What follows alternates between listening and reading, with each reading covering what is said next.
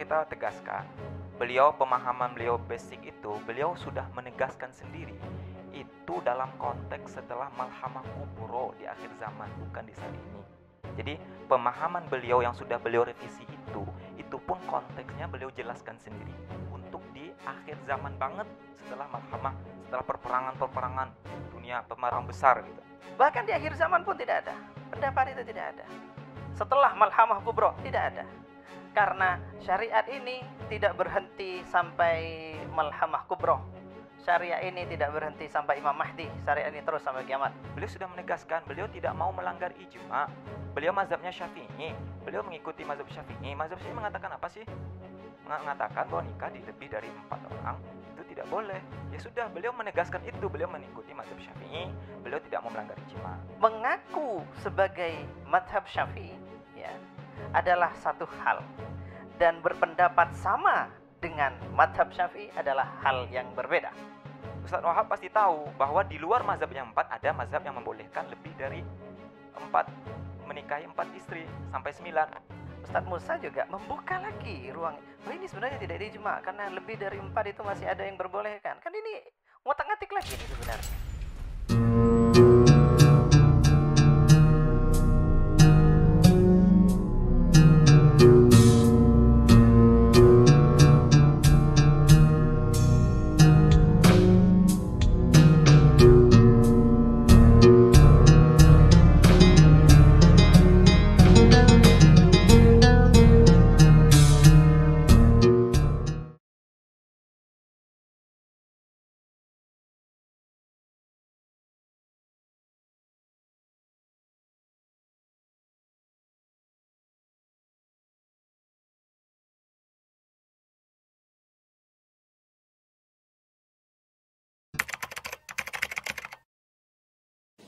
Di akhir zaman nanti satu laki-laki ya, al-qayyim alaihinna ya, al-qayyim alaihinna ya, 50 orang, 50 imra'ah, al-qayyim alaihinna rajul wahid.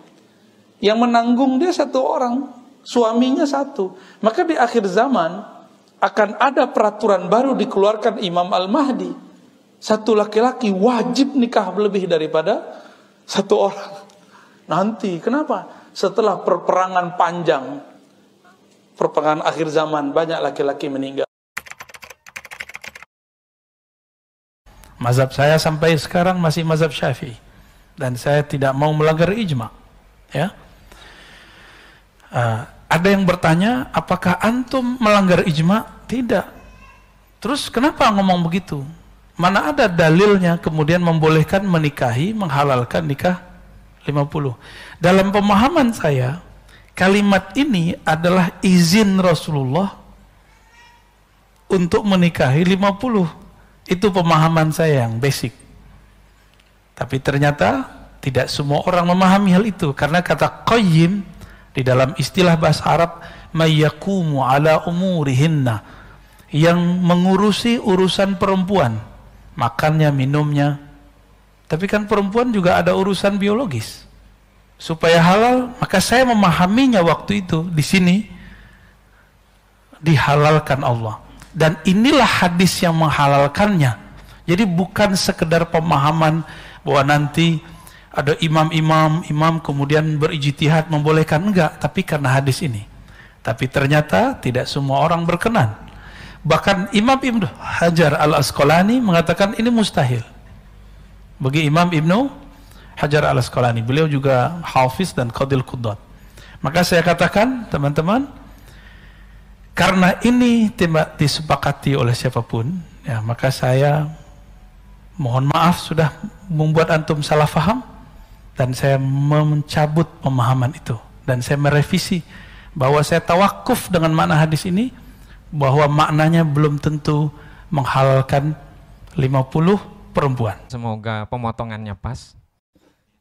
Dan kemudian di sini ada dua hal yang kita permasalahkan dan juga akan kita kaji dalam kajian ini. Yang pertama adalah, adakah pandangan di antara para ulama yang mengatakan membolehkan atau memahami dari hadis tersebut bahwa kelak di akhir zaman akan diperkenankan menikah 1 laki-laki menikahi 50. Dan kemudian itu ditarik, dicabut, tapi pencabutannya masih belum ada kejelasan. Dalam arti tawakuf.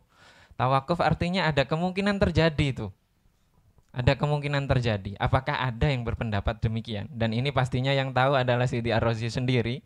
Dan kita di sini hanya menafsirkan.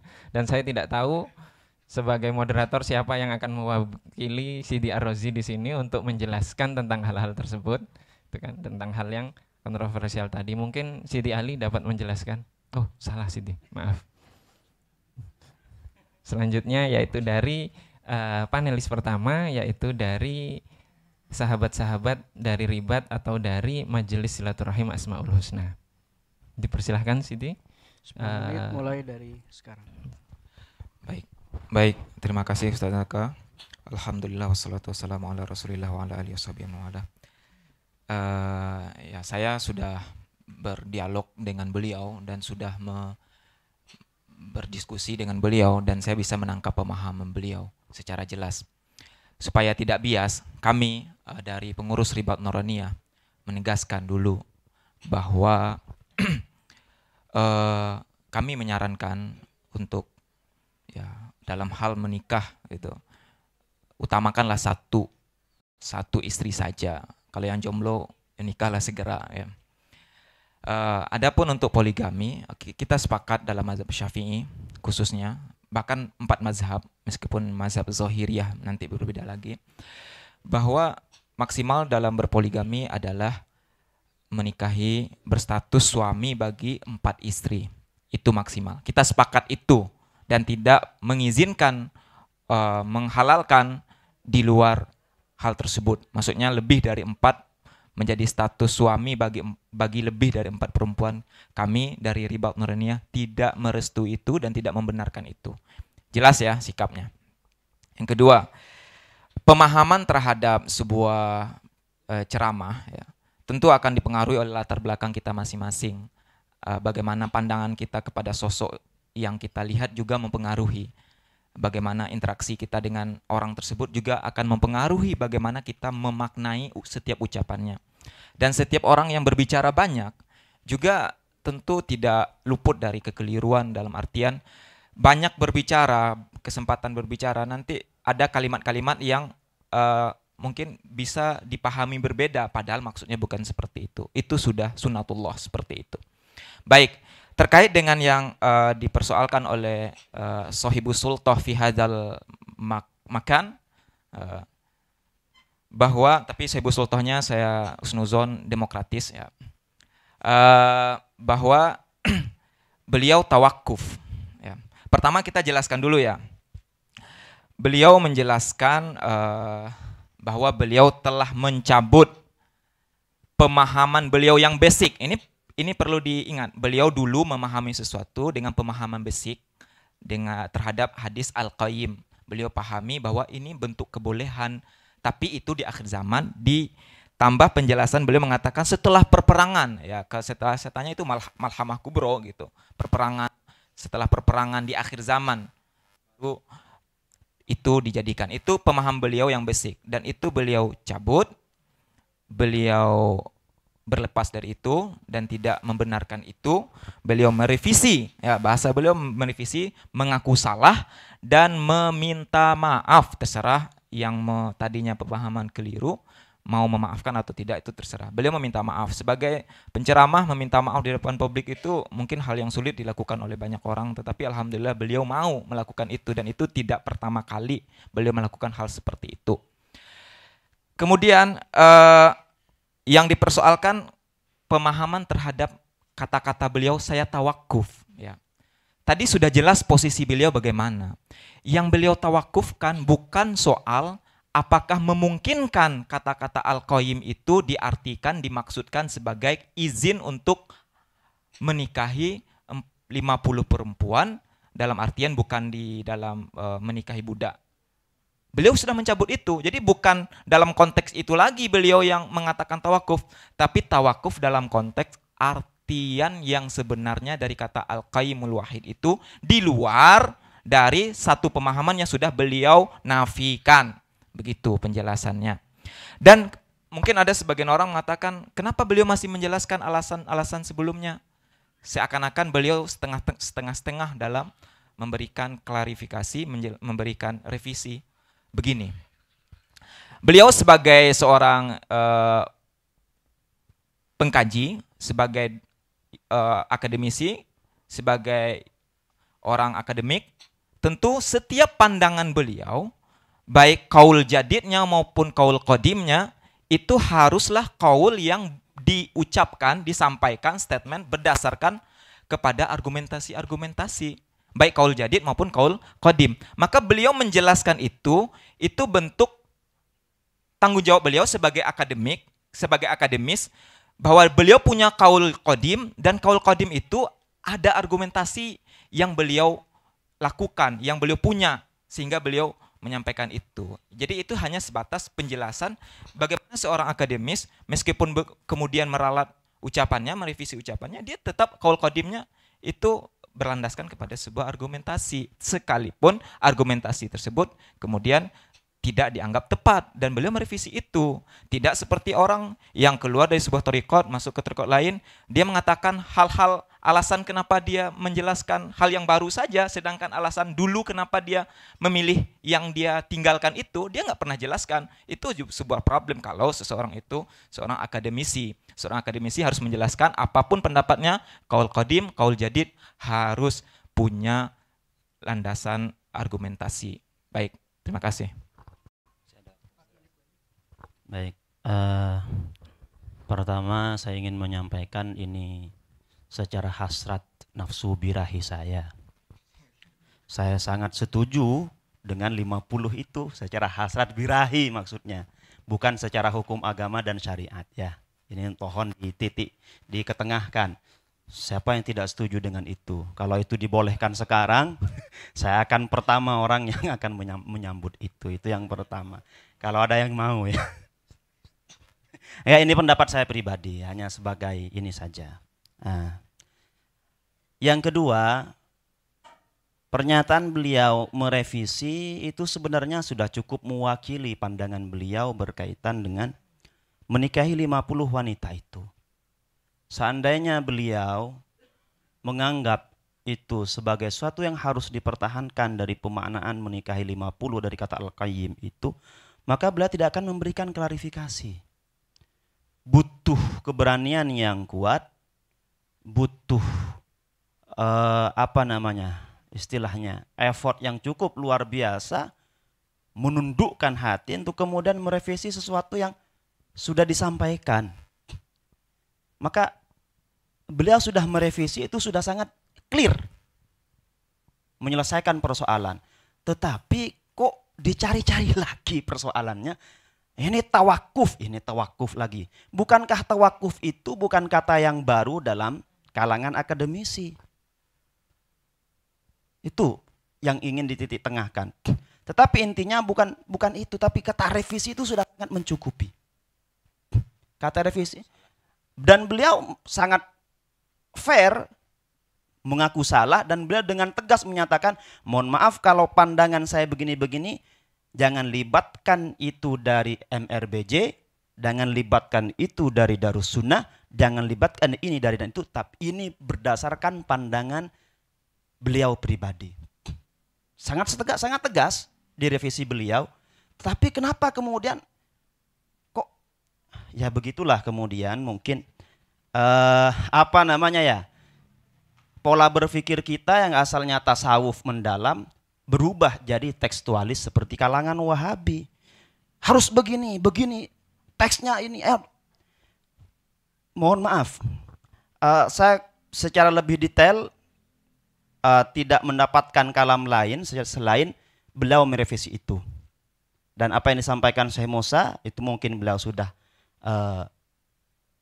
konsultasi dengan beliau.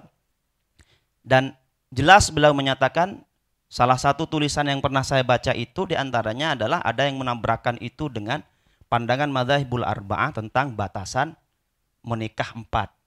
Dan beliau sudah merevisi itu. Lalu kenapa kok dicari salah lagi?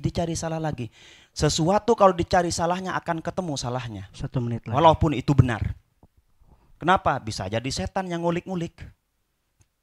Kalau kita berbesar diri, kita mengedepankan hati kita mengedepankan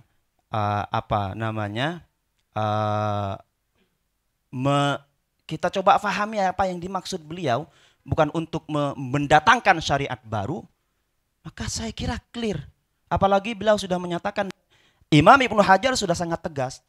Meskipun nanti sebenarnya di Fathul Bari, saya baca teksnya nanti ada yang bisa membiaskan pemaknaan itu sebenarnya. Tapi saya simpen aja dulu, kali aja nanti masih dipermasalahkan.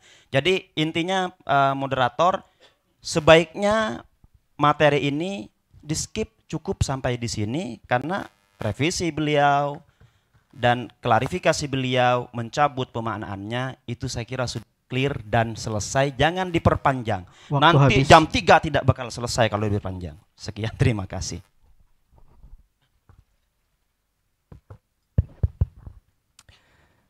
Baik.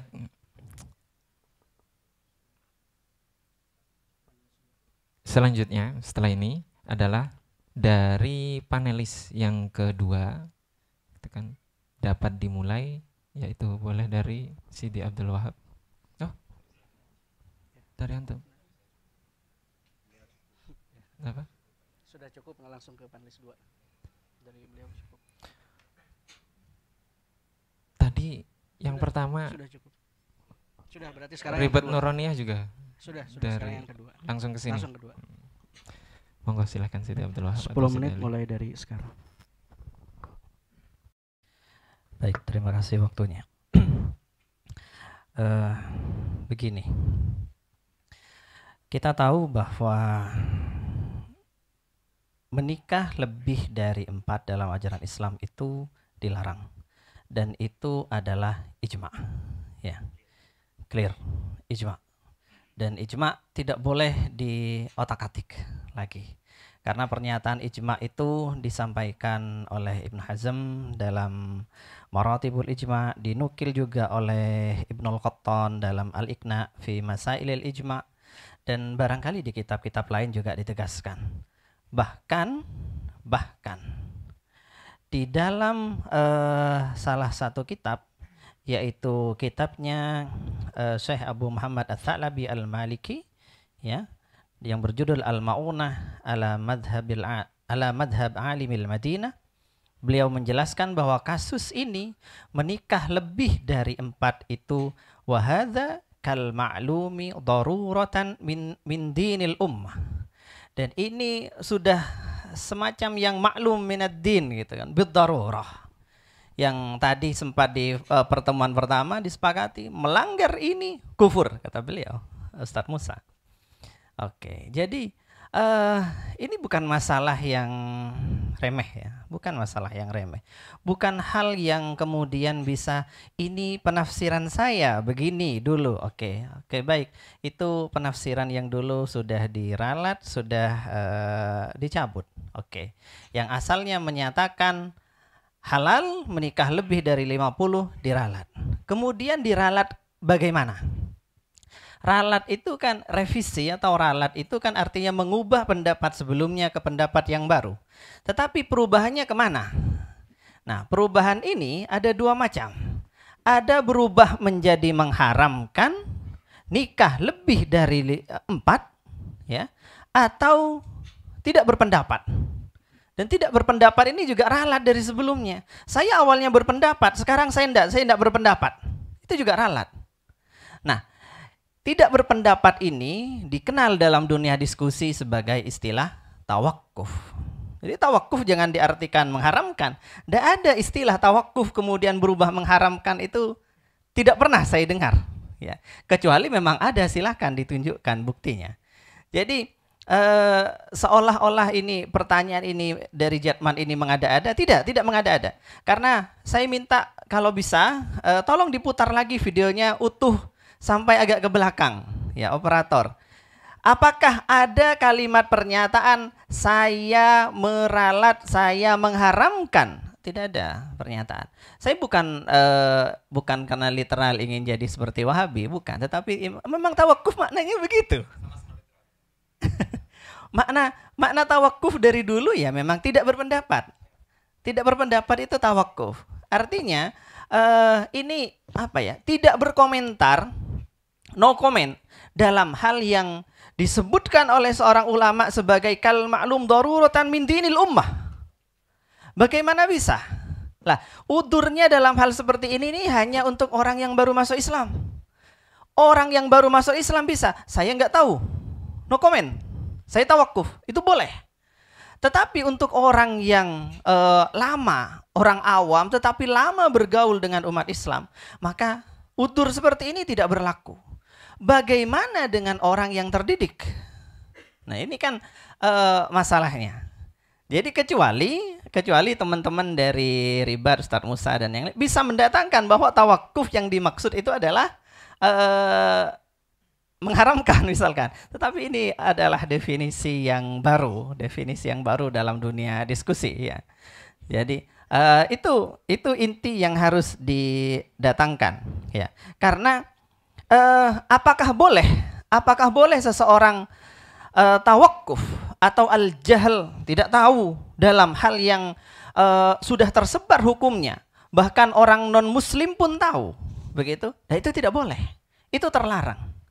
Hal yang haram harus jelas dinyatakan secara sharih dengan kalimat haram. Ini melanggar syariat. Ini tidak boleh. Tidak boleh diganti dengan kalimat sebaiknya jangan begitu. Atau saya tidak lagi berpendapat seperti itu. Itu kalimat-kalimat yang mengambang. Yang mengundang interpretasi begitu. Oke lah, anggaplah satu sisi karena kita husnudzon, anggaplah maksudnya benar. Lagi-lagi, apakah berarti yang salah tangkap itu salah? Wong memang lafadznya itu sebenarnya bermasalah. Lafadznya memang bermasalah. Sampai kapan kita harus ya itu lagi mentakwil lagi. Kalau salah ya salah saja, itu lebih bagus. Oke, jadi kalau memang ada kalimat yang menyatakan begitu haram ya bagus. Artinya betul-betul sudah direvisi. Dan satu lagi, sebenarnya kapasitasnya bagaimana? Apakah teman-teman yang hadir di sini dalam rangka memang menyampaikan pendapat beliau pribadi? Sebenarnya karena saya yakin pendapat yang dikemukakan seperti di video tidak mungkin dikemukakan oleh jenengan. Tidak mungkin akan keluar dari lisan jenengan. Saya yakin-yakinnya. Dan mungkin dari teman-teman Ribat yang lain tidak akan ada yang mengatakan itu. Saya yakin. Cuman ketika beliau mengatakan itu, dan jenengan mau membela, kenapa? Apakah sudah ada pesan khusus? Maksud saya begini, begitu. Yang menyatakan begini, sehingga bisa clear lagi. Karena kalau tidak, ya ini sekedar tafsiran. Jenengan menafsirkan sebuah pernyataan, saya menafsirkan sebuah pernyataan, mana tafsiran yang benar? Ya kita melihat dari hukum zahir, istilah zahir saya yang benar. Karena istilah yang zahir ya begitu. Yang dipahami kebanyakan orang ya begitu. Jadi revisinya itu bukan revisi ke haram, tetapi revisi ke no comment gitu kan, ke abstain. Seolah-olah jadi kan wajar ada begitu. Seolah-olah masih ada ruang diskusi untuk sesuatu yang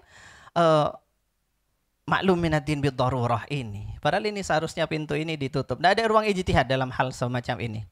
Dan tidak bisa ditoleransi adanya klaim ijtihad dalam hal semacam ini yang sudah sejelas ini. Begitu. Saya kira demikian. Masih ada waktu 2 menit 40 detik. Barangkali mau ditambahkan, silakan. Ya, terima kasih. Melanjutkan apa yang dipaparkan Kiai Abdul Wahab, bahwa yang pertama meskipun sudah klarifikasi dan sudah minta maaf, tapi amat sangat disayangkan ya, seorang ya katakanlah alim ya nggak tahu alim beneran apa akademisi taruhlah, ketika apalagi backgroundnya hadis ya, lama berkecimpung dengan ilmu hadis dan juga riwayat-riwayat hadis, kok spontanitas punya pemahaman yang menabrak ijma'ul ulama tentang batasan maksimal orang boleh menikahi seorang perempuan. Nah, kenapa kok enggak melakukan sebagaimana tradisi-tradisi ulama kita, melakukan jam'ur riwayat ya. Jangan-jangan ternyata maknanya enggak hanya di batas itu saja, tapi ada riwayat lain yang menjelaskan atau yang mengkoyidi kemutlakan dari makna yang dia jelaskan itu kan penting. Ya. Perlu kita baca riwayatnya. Ada riwayatnya. Ya. Nah, ada riwayat yang mentakyidi makna al-qayyim di situ. Ya. Yang kedua yang paling penting adalah sependek pemahaman saya, yang namanya syariatnya baginda Nabi Muhammad SAW, agama Islam ini agama penyempurna sampai hari kiamat, sehingga hukum-hukum syariatnya pun tidak akan berubah ila yaumi al-qiyamah. Ya.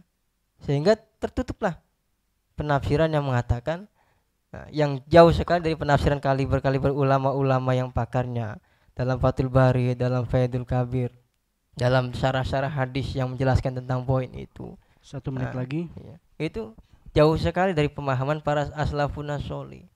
Ya.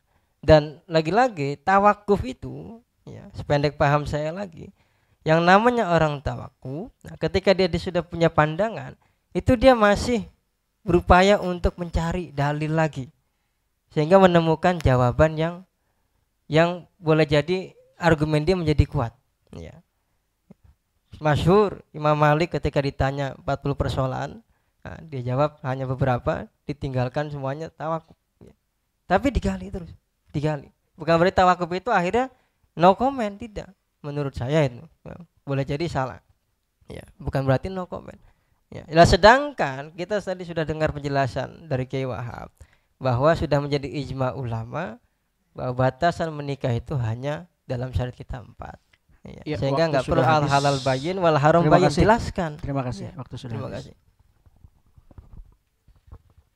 Baik, terima kasih dari dua panelis telah menanggapi atas tema yang kedua ini. Nah, sebelum kita masuk ke tanggapan setelah ini, yaitu dari pihak Ribat Nuraniyah atau MSAH, dan juga kemudian untuk ditanggapi kembali, saya mewakili ini janji saya ke Sidi Musa, ya, bukan saya sih, janji kami dari LBM Jatman DKI. Kami memohon maaf yang sebesar-besarnya karena ada beberapa dokumen-dokumen yang keluar ke medsos, dan itu kami tidak tahu dari mana itu bisa keluar, dan itu bukan dari kami, bukan dari kami, ya. Ini permohonan maaf kami, karena dokumen-dokumen yang antum kirimkan kepada kami itu bisa bocor, dan itu mudah sekali, sebagaimana mudahnya kami untuk mencari IP address siapa yang menyebarkan voice-nya Syekh Fadil, itu sudah ketemu. Jadi baru sehari ada yang nyebar, kami sudah tahu IP address-nya. IP address-nya dan sumbernya dari mana itu kita tahu, dan itu langsung kami tegur, dan kami tidak share di medsos. Teguran itu tidak kami share di medsos. Ya, demikian Siti Musa, sudah ini ya kita. Dan yang lebih penting lagi, mobil nomor B2820 tolong dipindahkan. Ya, kalau enggak kami gusur ya. Baik, selanjutnya kita akan memasuki ke tanggapan, karena tadi di sesi yang pertama bersama Siti Izul itu dari Ribat Nuraniyah dan Majelis Silaturahim itu diberikan masing-masing 10 menit ya. Padahal di tor yang saya tulis itu 10 menit itu untuk berdua. Nah, itu. Ribat Nuraniyah doang? Apa? Ribat Nuraniyah di undangan ke kami Ribat Nuraniyah. Enggak, di sini apa? Kan undangannya 2. Ya. Ya, nanti kita masuk ke technical itu lagi ya. Maksud saya ini yang kita tulis untuk pembagiannya. Maka sekarang saya kembalikan penanggap dari Majelis Silaturahim, mungkin Buya Asfi atau siapa. Setelah itu 10 menit, kemudian dilanjutkan nanti 10 menit selanjutnya. Jadi totalnya tetap 20 menit ya Siti. Apa? Oh iya, 5 menit. Khusus Buya Asfi 10 menit. Oh gitu. Ya, khusus Buya Asfi 10 menit dan Majelis Silaturahim. Dipersilahkan Siti. Baik. Berarti cukup. Oh enggak, dipersilahkan. Baik, terima kasih. 5 menit mulai dari sekarang. Ustadz Aska, ya kami tegaskan ya, kami 2 lembaga yang berbeda, berbadan hukum sendiri-sendiri, jadi jangan disamakan Ustadz Aska. Ustadz Aska mengirimkan undangan ke masing-masing, saya fokus kepada undangan saya. Baik, fokus. Tadi Ustadz Abdul Wahab Ahmad dari pertama kali di poin pertama, beliau meminta takwil tadi itu. Kalau perlu ditakwil, tapi ketika sekarang beliau membahas jangan ditakwil, mempersalahkan takwil ya. Baik. Kalau tadi literal, kita juga kembali literal. pertama kita tegaskan, pemahaman beliau basic itu, beliau sudah menegaskan sendiri, itu dalam konteks setelah malhamah kubro di akhir zaman, bukan di saat ini. Jadi pemahaman beliau yang sudah beliau revisi itu pun konteksnya beliau jelaskan sendiri untuk di akhir zaman banget, setelah malhamah, setelah perperangan dunia, pemerang besar gitu. Itu yang pertama, Ustaz. Kemudian apakah tidak ada ketegasan dari beliau? Beliau sudah menegaskan, beliau tidak mau melanggar ijma. Beliau mazhabnya Syafi'i, beliau mengikuti mazhab Syafi'i. Mazhab Syafi'i mengatakan apa sih? Mengatakan bahwa nikah di lebih dari 4 orang itu tidak boleh. Ya sudah, beliau menegaskan itu, beliau mengikuti mazhab Syafi'i, beliau tidak mau melanggar ijma.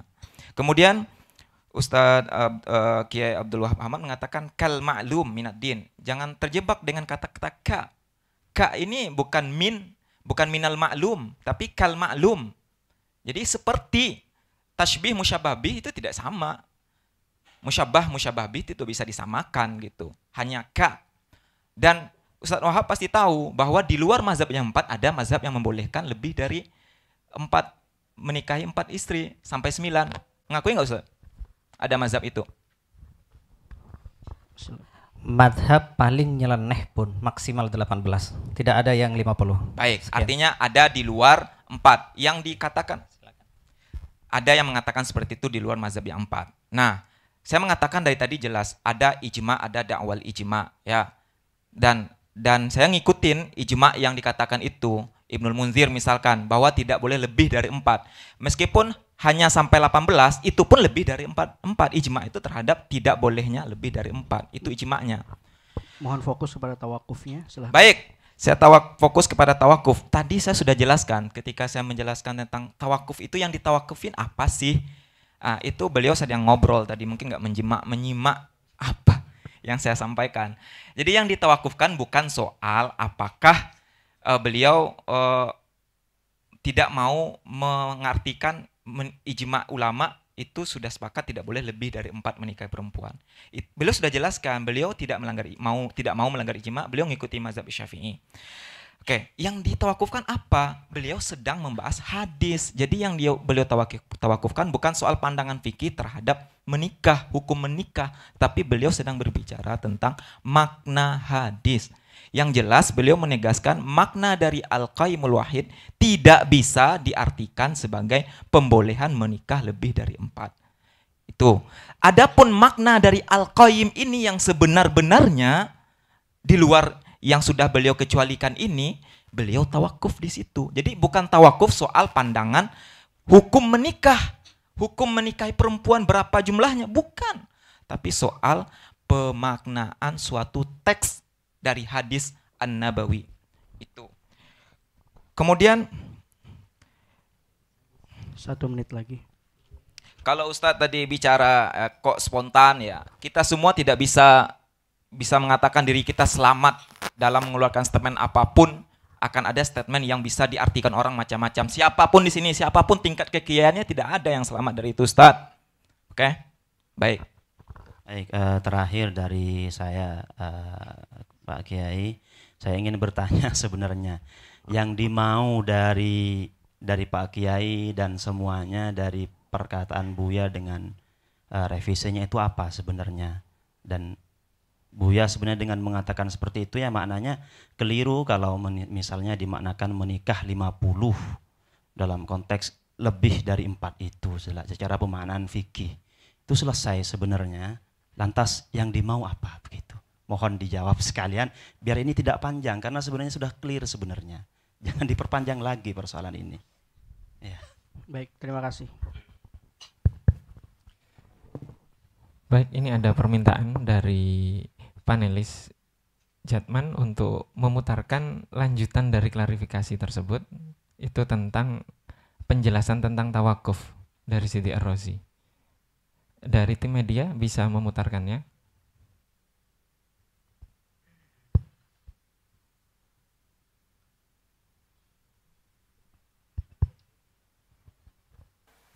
Nanti ulama akan berbeda pendapat. Nanti lain lagi di hadis.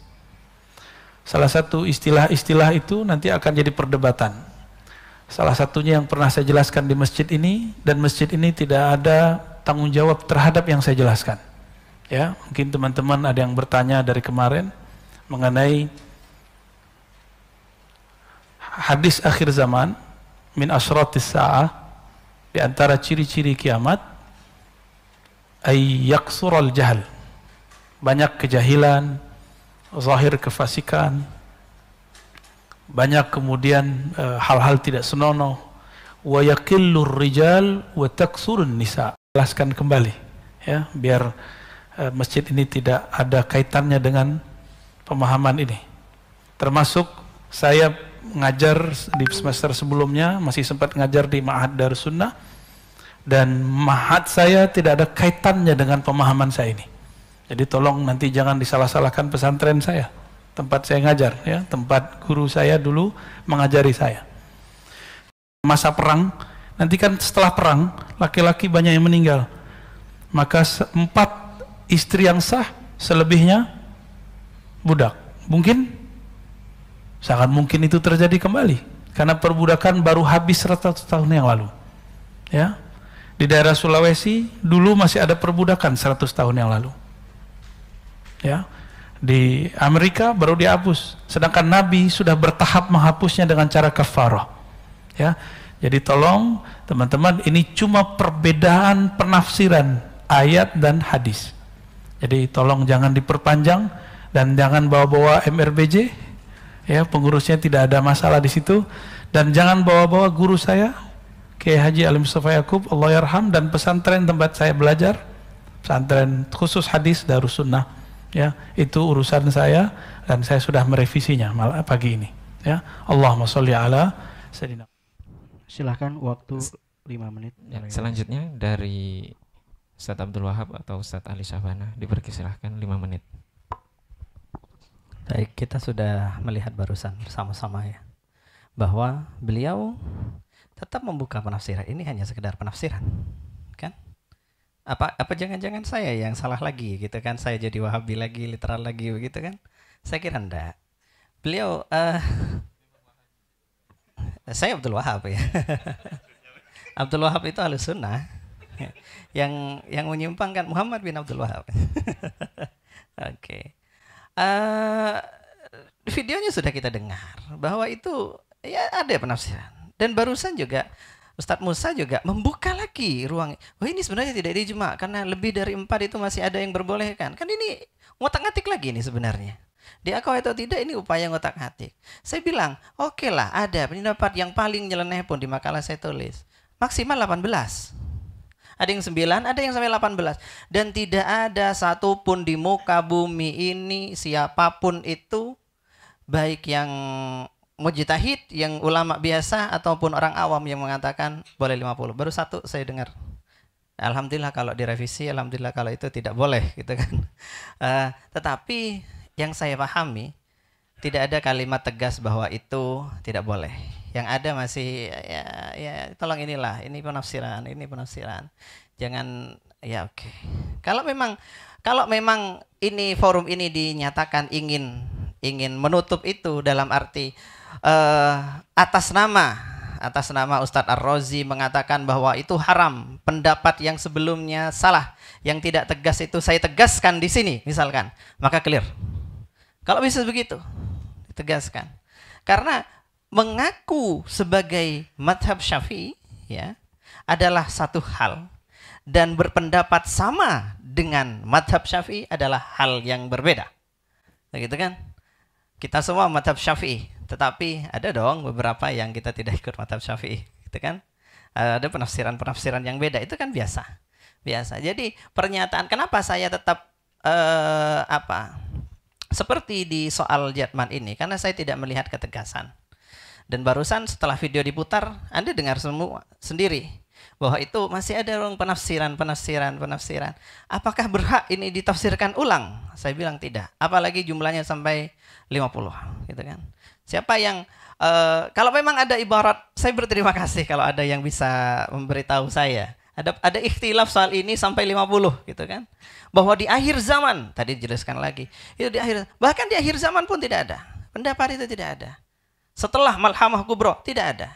Karena syariat ini tidak berhenti sampai Malhamah Kubro. syariah ini tidak berhenti sampai Imam Mahdi, syariah ini terus sampai kiamat. Dan itu kita sepakati bersama. Sehingga tidak ada revisi soal ini lagi dan tidak ada penafsiran. Jangan pakai kata penafsiran untuk sesuatu yang sudah disepakati. Oke. Oke, saya kira itu intinya. Dan saya tegaskan lagi, memang saya yakin Anda semua mengharamkan lebih dari 4, itu dari awal saya tegaskan. Baik.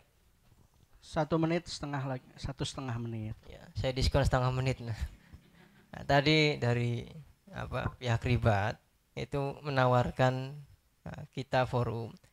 Maunya apa? Ya.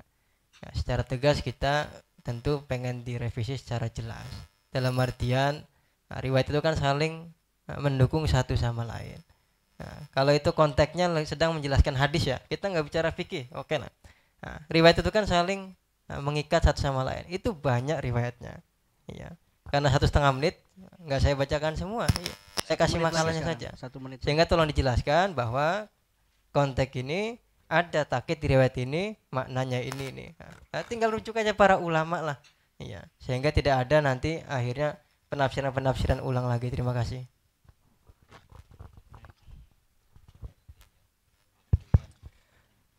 Baik, waktu dari si Siti Ali masih ada 40 detik lagi. Itu kan. Dan sekarang sudah habis sebenarnya di timing di sini, maka saya memberikan bonus kepada sahabat-sahabat sekalian, baik dari Ribat atau dari MSAH. Silahkan. Jadi harapan bonus-bonus seperti ini saya pengennya direkrut. Diajak. Baik, 5 menit Ustaz.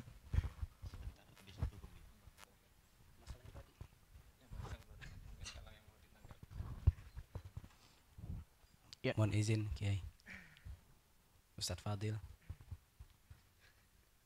Baik, terima kasih atas penjelasan dari Gus Awa. Saya terima kasih sekali dari pemaparan beliau untuk merefresh lagi kajian usul fikih kita. Dalam penjelasan Buya Rozi tadi memang tidak tersurat secara soreh, tidak terkalamkan secara soreh saya mengharamkan. Tapi secara indikator aja, memang indikator itu masih bersayap sih. Buya Rozi juga tahu bahwa melanggar ijma itu kefasikan. Nah, kefasikan itu tidak mungkin muncul dari orang yang melakukan hal yang makruh. Kecuali orang yang melakukan makruh itu menganggap remeh hal yang makruh, maka berpotensi dia menjadi fasik. Saya teringat ketika Buya Rozi ada daurah bersama para masyayikh dari Syria tahun 2007-2008, ketika salah satu syekh dari Syria itu mengatakan, memang kalimatnya masih gantung sih, bahwa khariqul ijma' itu kufur. Itu bahasa dari syekh itu sementara ya. Oh, artinya awam, banyak yang awam. Oh iya. Baik. Orang yang melanggar ijma itu kufur. Nah, itu bahasa sementara syekh itu, bahasa mungkin berkoma. Lalu disanggah oleh Buya Rozi. Kaif khariqul ijma' kafir ya syekh. Itu gimana ceritanya orang mengingkari ijma' dikatakan kafir. Lalu dia langsung diradat oleh beliau kufrun duna kufrin. Nah, itu mungkin bahasa halus dari fasik, saya kurang ngerti. Kufrun duna kufrin itu fasik. Nah, itulah yang dipegang oleh Buya Rozi sampai sekarang. Jadi penjelasan beliau yang pertama tentang saya tidak mau melanggar ijma. Nah, terlepas tadi ijma itu harus pasti ila yaumil qiyamah, atau mungkin ada ijma pada waktu tertentu bisa berubah karena ada faktor-faktor iftiradi ya, kemungkinan wallahu taala alam. Yang jelas secara tersirat Buya Rozi sudah mengatakan haram sebetulnya dari ungkapan beliau yang pertama, bahwa saya tidak mungkin akan melanggar ijma. Saya tidak mungkin akan melanggar ijma gitu kalau nggak salah kalimat beliau di awal tadi. Dan beliau tahu ijma itulah kefasikan, dan juga beliau tahu kefasikan itu bisa disebabkan melakukan yang haram, bukan mengingkari hukum yang sudah diijmakan haram dianggap halal atau mengingkari lah. Tapi murtakibul kabair ya fasik. Begitu secara tersirat, sehusnuzon saya begitu Gus Awa. Wallahu taala a'lam. Masih ada waktu 2 menit.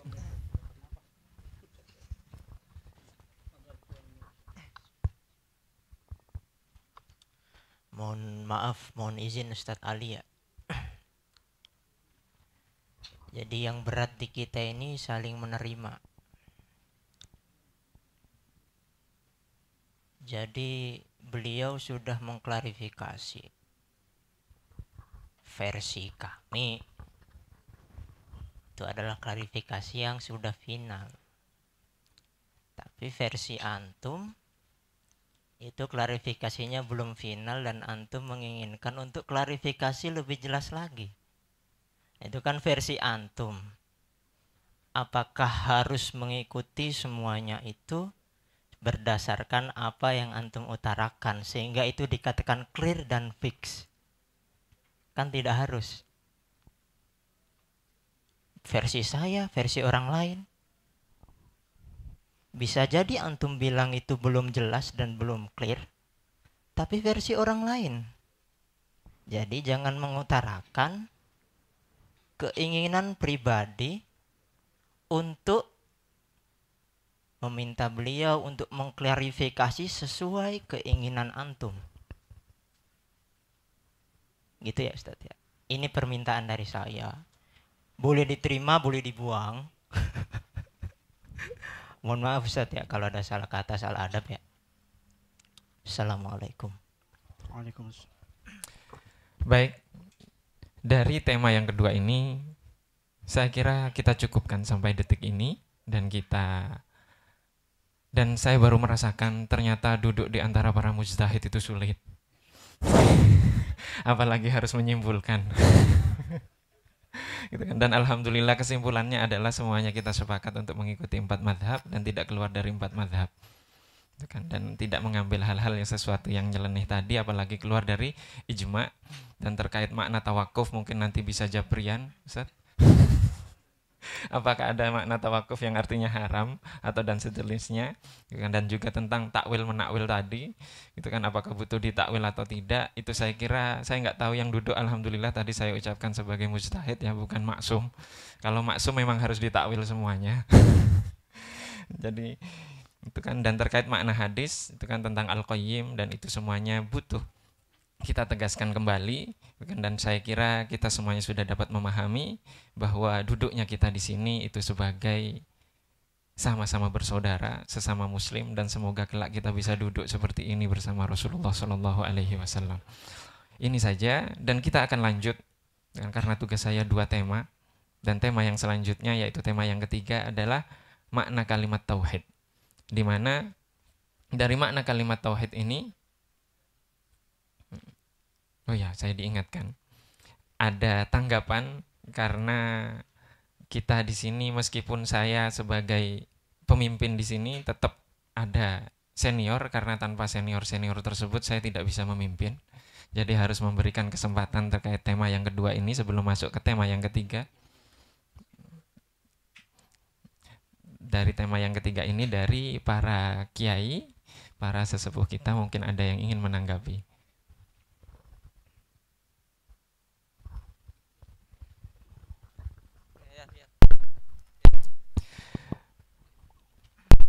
Mohon maaf Kiai Yunus, saya izin membatasi nggih 5 menit. Assalamualaikum warahmatullahi wabarakatuh. Langsung pada poin hemat waktu, karena sekarang juga harus hemat BBM ini. Jadi dalam masalah pengambilan rujukan Abuya Dr. Ar-Razi Hasim yang mengambil dari kitab Jawahirul Ma'ani, di mana beliau mengutip pada kalimat yang nanti bisa menimbulkan ketika tidak dibaca dari sebelumnya bisa menimbulkan salah paham Syekh Tijani itu liberal. Seakan-akan Syekh Tijani kalau hanya kalimat tentang tafsir dari ayat Quran yang beliau sebutkan itu. Mohon maaf Kiai, ini ya, kita masih di tema yang kedua tadi. Oh kedua, ya, yang kedua. Ini yang masalah uluhiyah. Oh yang uluhiyah belum ya? Iya, belum. Berarti saya dulu nanti. Iya nanti. Setelah itu, monggo.